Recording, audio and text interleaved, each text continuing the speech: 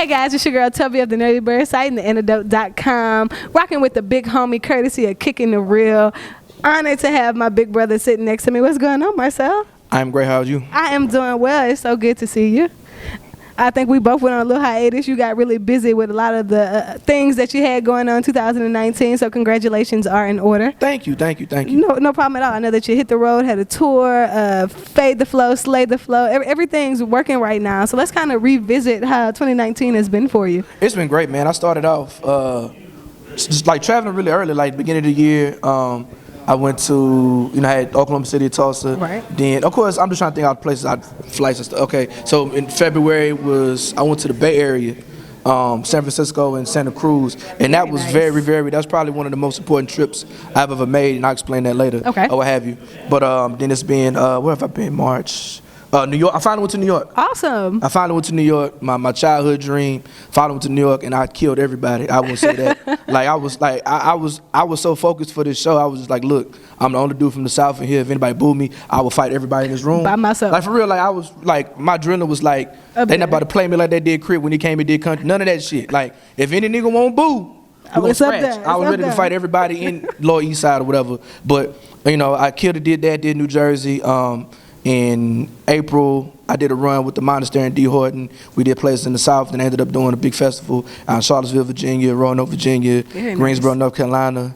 We just in Oklahoma last week, week before last. It's all running together now. But I just been blessed to really travel and, like I said, open up opportunities, bring other people to Baton Rouge, but get other people who have, kind of been in the community, the Fade the Flow community, and take them with me, on this journey or whatever. So it's been really, really cool to kind of like everything that I've been working on for the last forever, finally coming to fruition and really be able to kind of use my skin in the game to help other people. Yeah, I think that's very dope. And you actually were given a stage presence when you went on that tour and were able to bring out Soul Lab and a lot of Yeah. So I actually had a Culture of Everything stage. Very nice. At the World Culture Music Festival in Tulsa, Oklahoma. I was the only person not from Tulsa who lived in Tulsa at the time to have my own stage or what have you. So I was able to, it was half of the stage was like, locals to Tulsa, and I was able to bring Soul Lab BR, had the Monastery, had Truth Universal, had Paid in America, who were all Fade the Flow alumni, or what have you. So I was able to, Ira Uri, he was on another stage up there.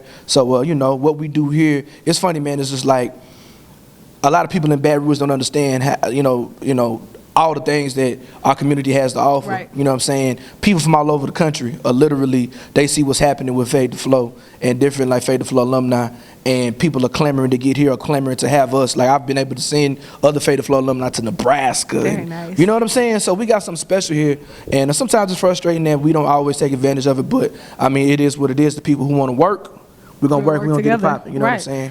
Because even though, we might lay our heads in our particular places, hip-hop is global and the culture is global. And it's not going to change. I sleep in Baton Rouge, but I belong to the world as it pertains to the culture and craft of hip-hop or whatever. That's so dope, and I love the fact that you are a student, but you're also a teacher, and you have no problem with giving back the things and the gems that you are able to receive on your journey. So with that being said, you are a father, you are an artist, you are a husband, you are a 9-to-5 worker.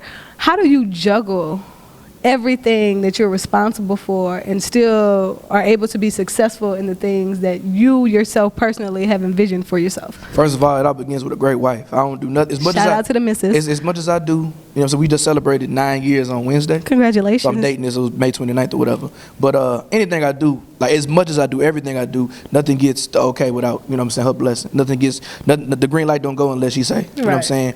And so we just plan it out. Nice. She has her own, she's a teacher, she plays kickball, she sings. Of course, we have children that are involved in things as well. So we just pull up our phones and pull out the calendars. And make sure we make sure we stay on track. Always making sure that we, spend time for each other. Always make sure we budgeting. So everything begins with, the support from her and her blessing and, just her holding me down. You know what I'm saying? And like I said, I'm real regimented. You know what I'm saying? So I'm the type of person, I don't let the things that I can't do stop me from the things that I can do. Right. So it's all about planning. Like every single goal that I want to accomplish, you know what I'm saying, I work until that goal is accomplished based on, I don't give a fuck who says I can and can't do this shit. I get told no all the time. Right. But I don't let nothing stop me because the thing about having skin in the game and having resources or whatever, like I move with a level of autonomy that I don't need nobody to tell me yes or no.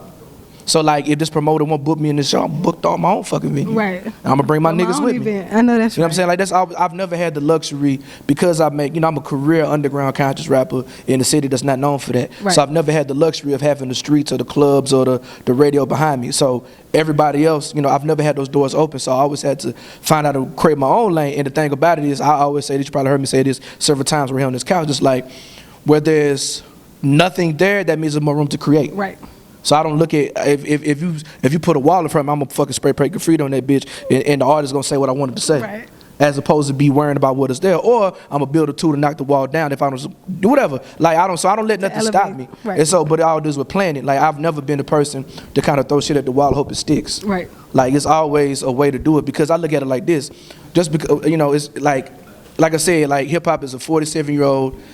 Culture, you know what I'm saying?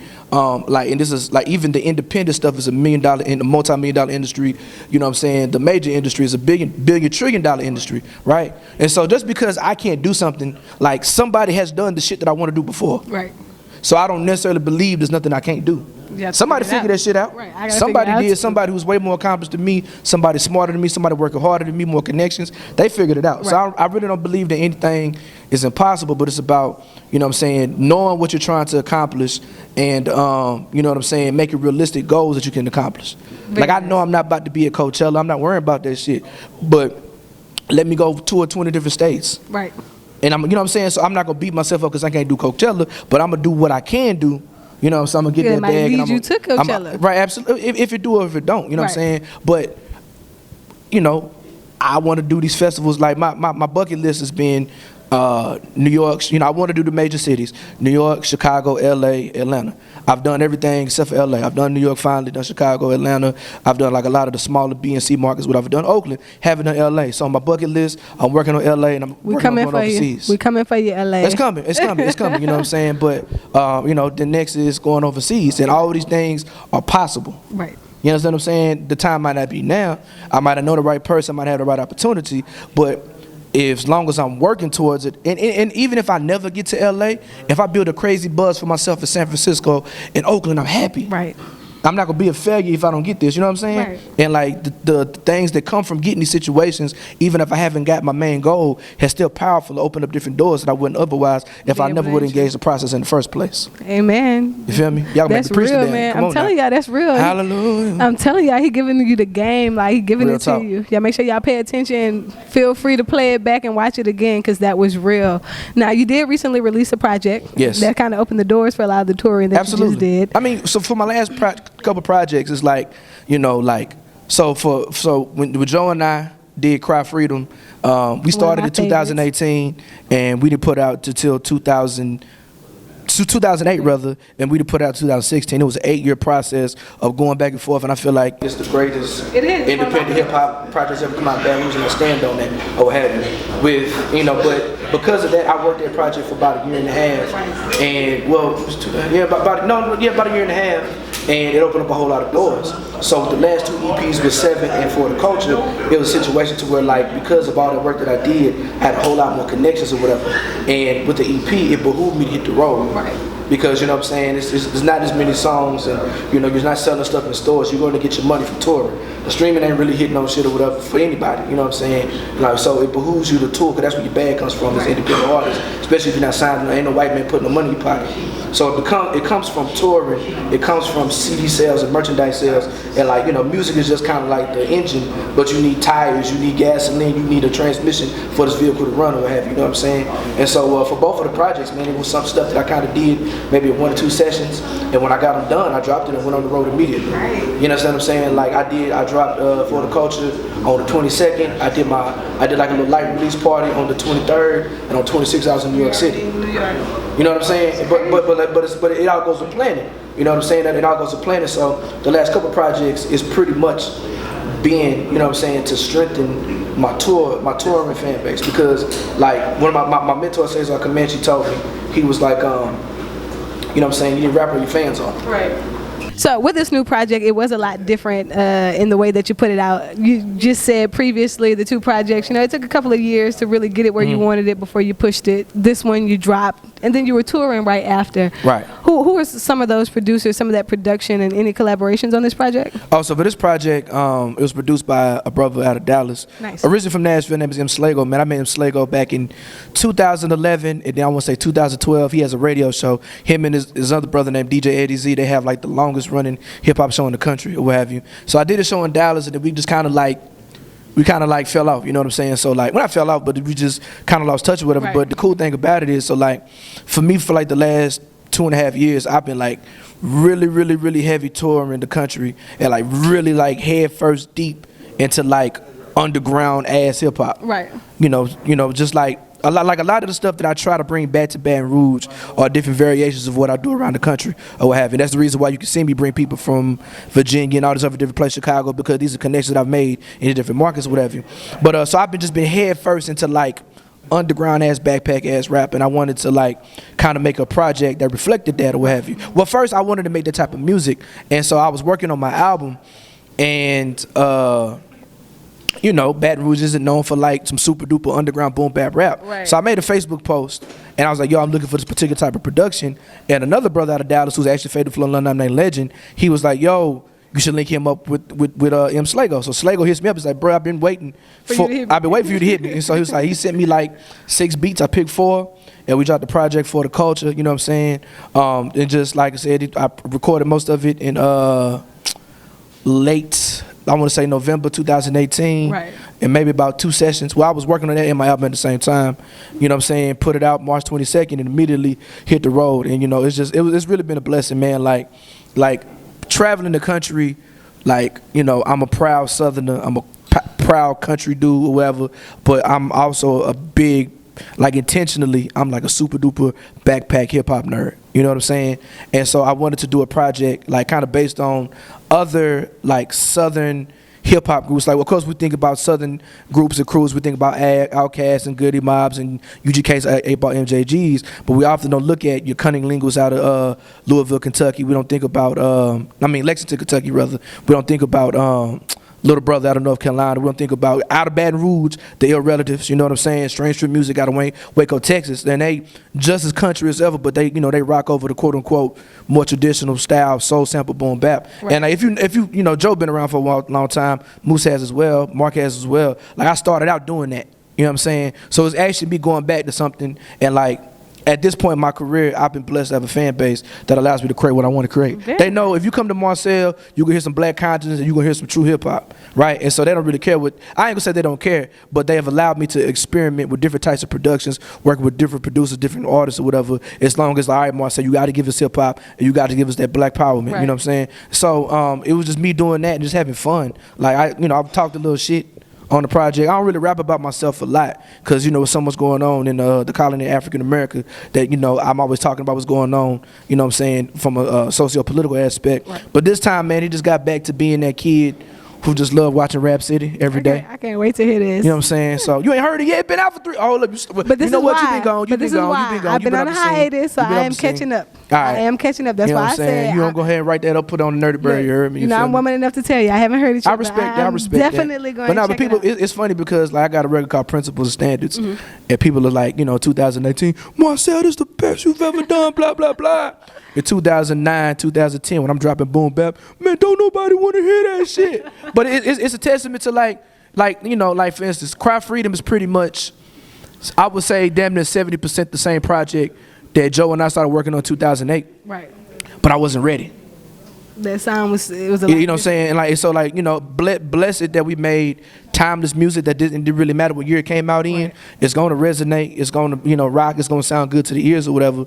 But like, you know, sometimes you're not ready. Right. And it took like, you know, it takes time to really build your brand and build your name and build your skin in your game. You know what I'm saying? And so I'm blessed to be like a veteran to where, you know what I'm saying, I ain't got to go through a lot of, and I'm still working just as hard as any other artist, you know, outworking artists 10 years younger than me, period. You know what I'm saying? Out and, you know what I'm saying, feeling better than I've ever felt hungry like I'm 22 years old or whatever. You know what I'm saying? You're not 22? Huh? You're not 22? I'm not 22.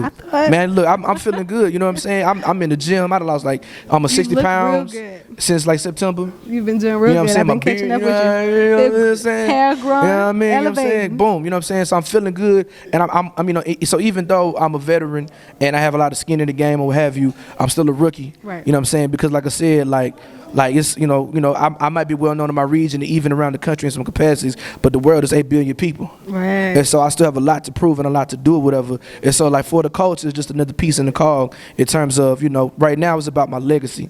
And like, so it's less about, you know, what hip hop can do for me, because if hip hop never did another thing for me, I'd be straight. Right. You know what I'm saying? But it's about what I can contribute to the culture, you know what I'm saying, tangibly, artistically, you know what I'm saying, through activism, through work, through helping other people, what have you. So, you know, I told myself a couple years ago at 35, if I wasn't, you know what I'm saying, doing music full time, that I retired, because I refuse to fall off. Right. They ain't never gonna say that black is whack, you need to hang it up like before, you know what I'm saying, I quit before I fall off or whatever, but man, I turned 35 last September, and I probably got another, I feel like I have, like, I understand, like, when you're trying to get into the music industry, quote unquote, I do believe there's an age limit. Right.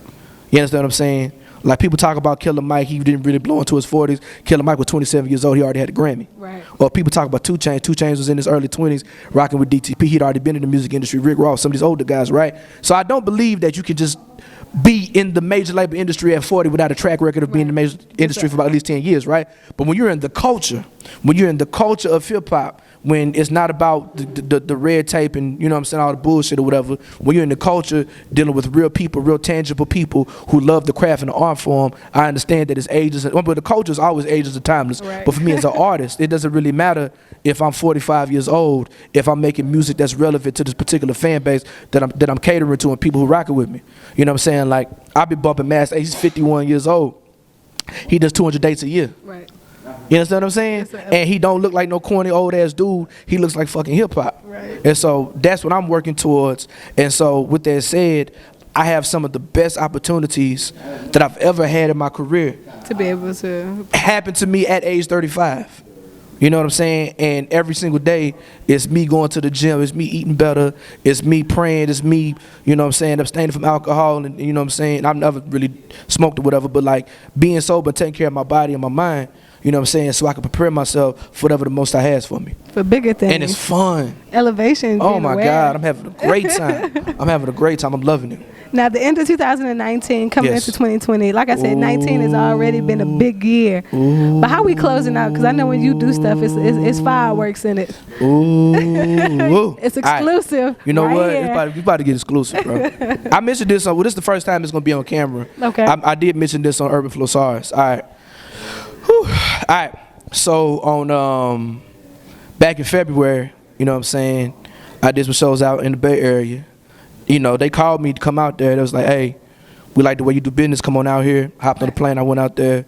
And they said, you're going to be opening up. You know, we were doing some shows with these dudes from Detroit. And I didn't know, you know what I'm saying? And I get there and I realized that the group from Detroit is a group called Clear Soul Forces. Clear Soul Forces is probably the last great American hip-hop group in terms of, like, you know, just authentic. Underground, authentic, literally probably the best live hip-hop group. But I'm not just saying this because these are my guys now, but like the best live underground hip-hop group that I've seen ever. And Mark can attest to this, you know what I'm saying? These dudes are absolutely incredible. So I do the show, and my whole thing was like, look, I gotta earn my keep. Right. Every room I step into, I'm trying to be the best rapper in the room. I'm trying to win the room every single time or whatever. So I do my shit. And so the manager for them is like, hey man, when you coming to Detroit? And so we had a relationship. We chopped it up all weekend. San Francisco was crazy. It was like a kind of a private event, 300 people. The first time I ever got high, I don't smoke weed, but first time I ever got high in my life, because weed is legal, and it's like a hot box with 300 people in that bitch, and I was floating, you know what I mean? And so, you know, so after that, you know, I linked up with them, blah, blah, blah, blah, blah. Came back to Louisiana the next week. They had a show in New Orleans. Right. And so, you know, my pull-up game is immaculate. I'm like Steph Curry. Immaculate, you know what I'm saying? Klay Thompson when it comes to pulling up or whatever. So I pull up, we chop it up, boom, boom, boom. And so me and the manager, you know, Chris, you know what I'm saying, we just struck up a relationship, talking pretty much every other day. Nice. He liked what I brought to the table. He's peeped my resume. I love what they do. And probably about a month and a half ago or so, decided to come aboard as my manager. Nice. Whatever. So y'all know Marcel is a one-man army. Show. And I'm still a one-man army, you know what I'm saying? But I finally met some people who can kind of like elevate you. Cause I'm gonna keep it all the way funky, man. Like my definition of competition and peers is different. Right.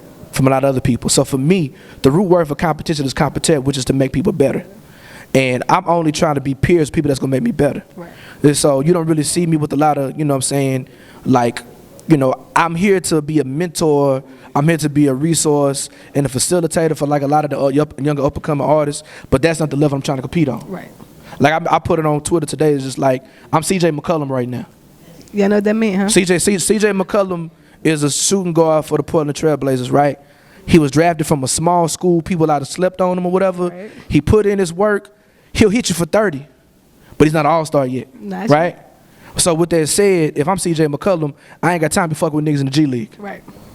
Right? Right. And so right now, I've been, because of my travels and because of a lot of people I'm working with, I'm literally friends with and able, you know, being considered a peer of hip-hop legends and some of the best rappers on the planet. That's dope. From Clear Soul Forces to Superstition to Cesar Comanche to Locksmith, you know what I'm saying? I met Wordsworth in Virginia, and you know we became real good friends or whatever. So it's like that's the level I'm trying to compete on. Right.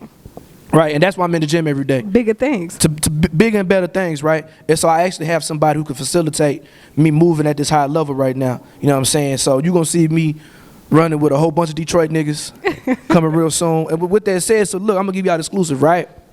So I finally got a sponsor, you heard me? In the month of July, I'm going on my first ever sponsor tour. Very nice. You know what I'm saying? By Backseat Productions, based out the Bay Area, you know what I'm saying? This will be the campaign. Is it all right? It's all right. Oh, you scaring me, bro. You scaring me. Third time's a charm. The campaign, the Real MCs Don't Rap Over Vocals campaign. It's more than a tour. It's not a tour. I tour all the time. I go cities and states. This is a campaign. This is a campaign to push the culture of hip hop, to push the culture of MCing all across the country. Gotcha. You know what I'm saying? Like, so the Real MCs Don't Rap Over Vocals campaign.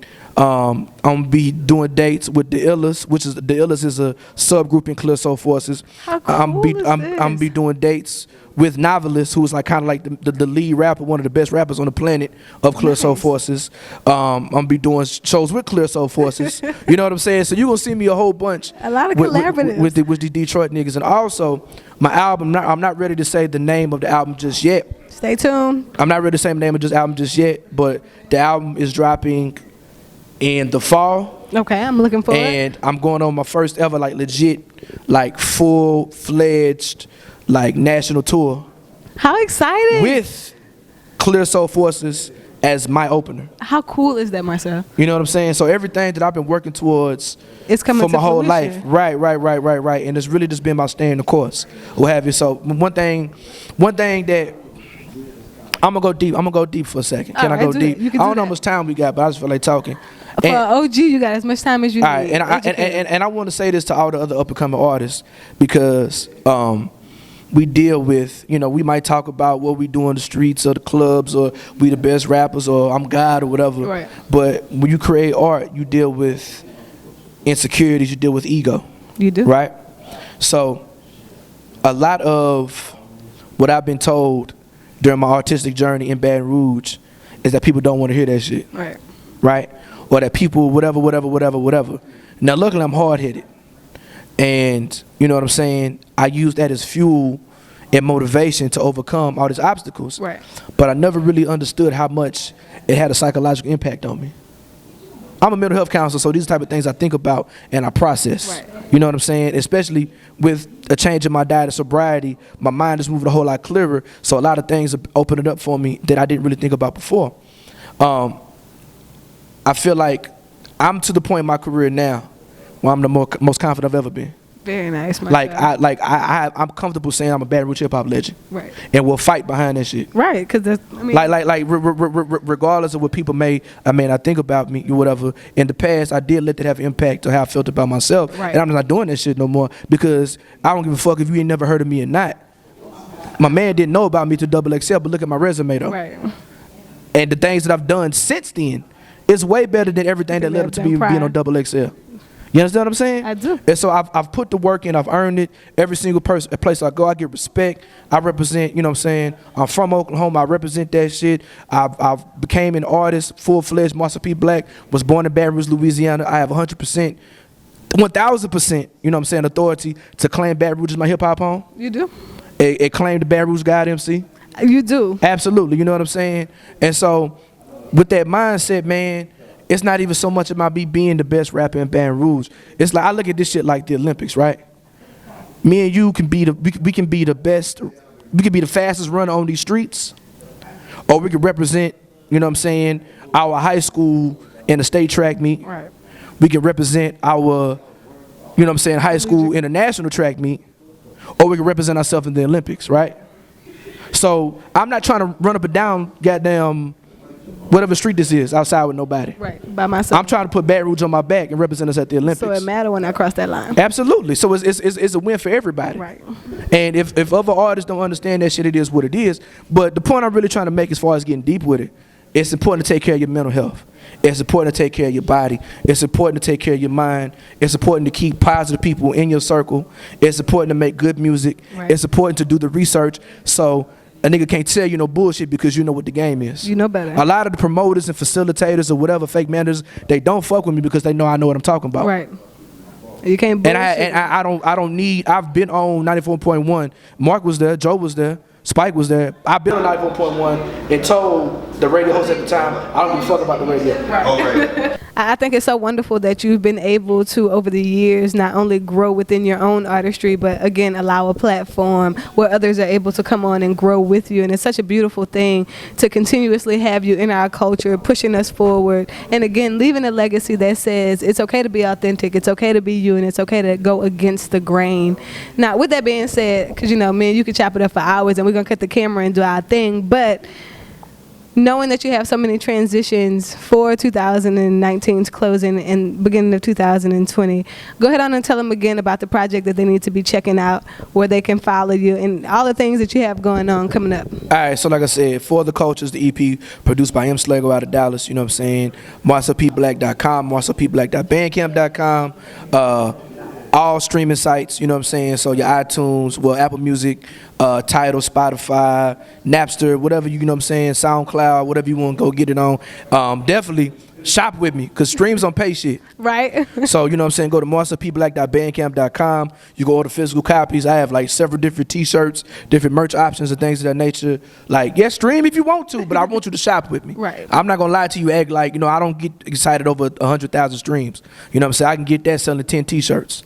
You know what I'm saying? I can get that and book me, you know what I'm saying? Boom, boom, boom. That's where the bag really come from or whatever. So that's For the Culture, man. I'm really, really proud of the project. It's done really well. It's well-traveled, well-reviewed. It was just a lot of fun to make, you know what I'm saying? I actually got one more video coming for it.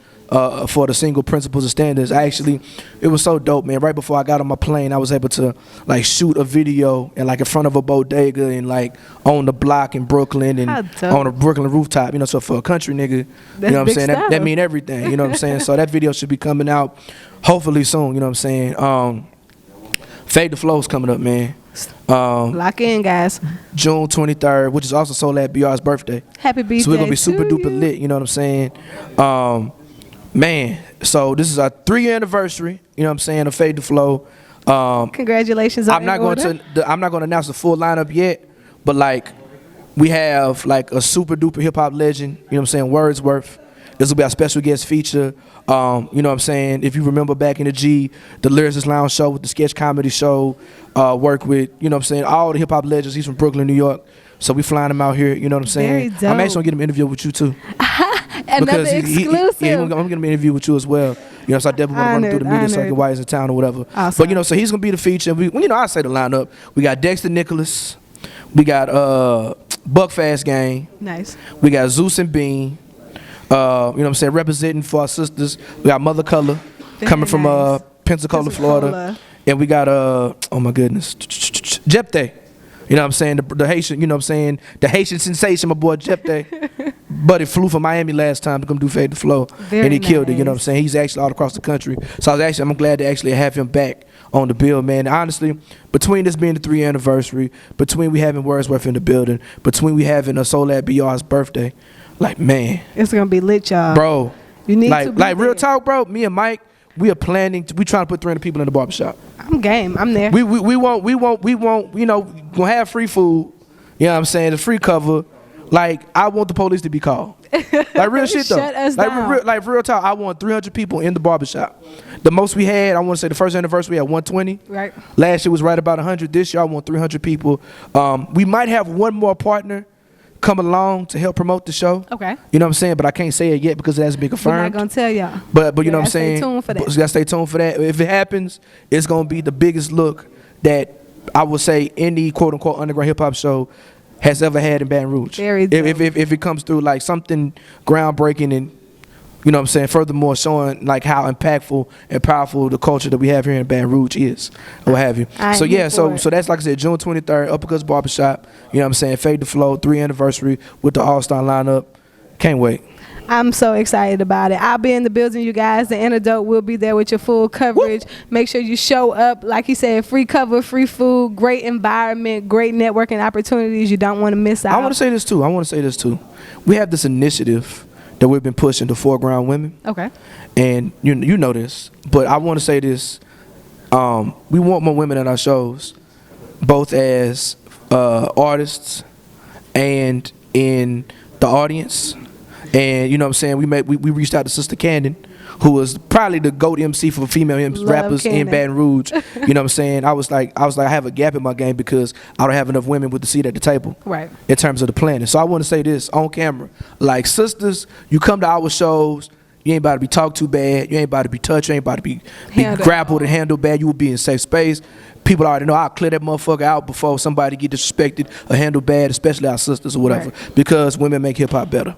Amen. Yes, we do, ladies. Queens, you are welcome always. We want you in the building. Our energy elevates the environment, period. Absolutely. Period, you guys. We do appreciate you so much for taking the time to stop and come and chat with us. It's always love. It's always a lesson that is learned from you. So we appreciate you for continuously elevating our culture and bringing forth better opportunities for those who are under you. I appreciate that. Thank you. You guys, Marcel is in the mix right now. Make sure you follow him, tune in, like, subscribe, and share. Don't miss out on this. My boy is making big moves and he's not waiting for you. So make sure you catch up.